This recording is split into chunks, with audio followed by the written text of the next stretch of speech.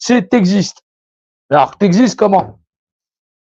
Bah, pour l'homme, on va dire que parce que les gens te disent, voilà, l'univers, il a commencé il y a 13 milliards et demi d'années. Voilà. C'est-à-dire que les gens, ils sont capables de, ils voient de très belles photos de notre galaxie, la Voie lactée, la machin chose là. Ça ressemble à un truc comme ça, voilà.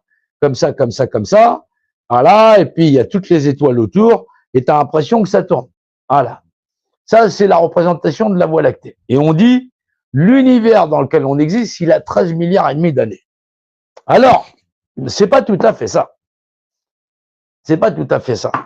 C'est-à-dire que l'univers visible que nous sommes capables de percevoir, c'est de percevoir que il y a un endroit où l'univers qu'on connaît, il a pris lieu.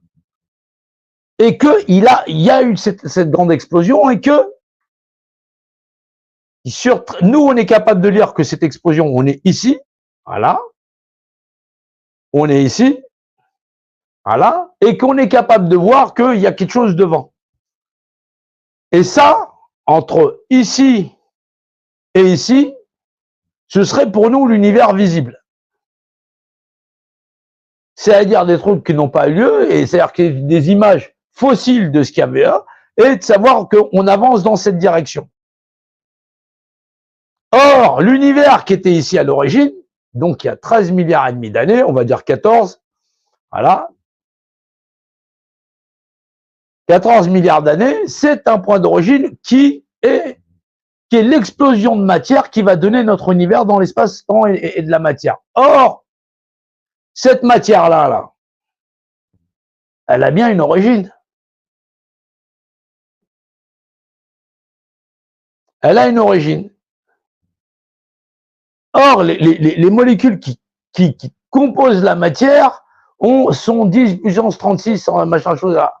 C'est-à-dire qu'elles ont une durée de vie qui espace, c'est-à-dire que la matière, les cellules, les briques premières qui composent notre matière sont plus vieilles que l'univers lui-même a constitué de la matière et l'agglomérat de matière qu'il y a là.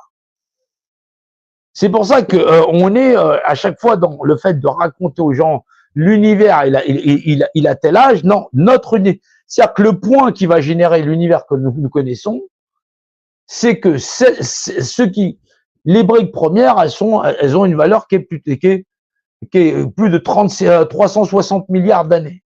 Rien que pour les cellules qui la composent. Voilà, 360 milliards d'années. Voilà. Sur les premières briques qui composent la matière. Voilà, 360 milliards. Mais en milliards, en 360 000 milliards d'années.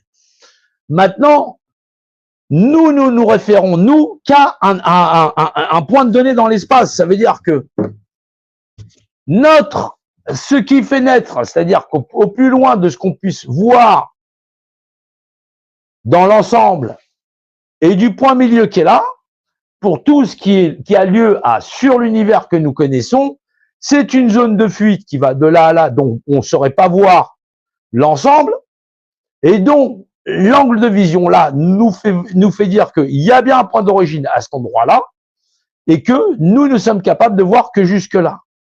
Et cet élément qui est un élément de matière, et la matière est donc un préexistant à l'univers lui-même, matérialisé, via des combinaisons chimiques qui vont donner toutes les lois de la matière que nous connaissons, mais qui appartient déjà à un environnement. C'est-à-dire que nous sommes en train de... C'est-à-dire que les gens qui parlent de l'univers, les plus grands physiciens, tous les tocards qu'il y a là, hein, ouais, je les appelle physiciens parce que les gens les appellent, moi j'appelle ça des tocards. Voilà. Non, appelons un chat, tu sors de chez toi jusqu'à ton épicerie, que tu connais le chemin entre chez toi et ton épicerie, et tu dis l'univers c'est ça, tu te fous de la gueule du monde. Mais l'immeuble dans lequel tu habites, il a bien un point d'origine. Le béton, il n'est pas arrivé là par hasard. Donc, ce qui était là, et qui a généré tout l'univers qu'on connaît visible, où on est capable de cartographier, machin chose, sur la taille de l'univers, visible. C'est l'explosion de quelque chose qui existait, puisque ça existait par les lois physiques de la matière, des molécules et ainsi de suite, et qui ont une valeur qui est, 36 points, machin chose, voilà. Puissance 40 000, tu vois, ça va loin. Les gens parlent de l'univers sans remettre ça dans un contexte. Résultat, ça fait croire à tout le monde que là, la zone là, c'est l'ensemble de l'univers. C'est ce qui est totalement faux. Voilà, c'est totalement faux. On est dans un point central qui, lui, s'éjecte de partout. C'est comme tu prends un pétard et que le souffle du pétard, ce qu'il y a dans le souffle du pétard, c'est l'ensemble de l'univers. Et comme si ce pétard n'existe pas dans un environnement qui est déjà préexistant. Un pétard du 14 juillet, tu l'allumes, l'explosion qu'il va avoir jusqu'au plus petit débris, voilà, tu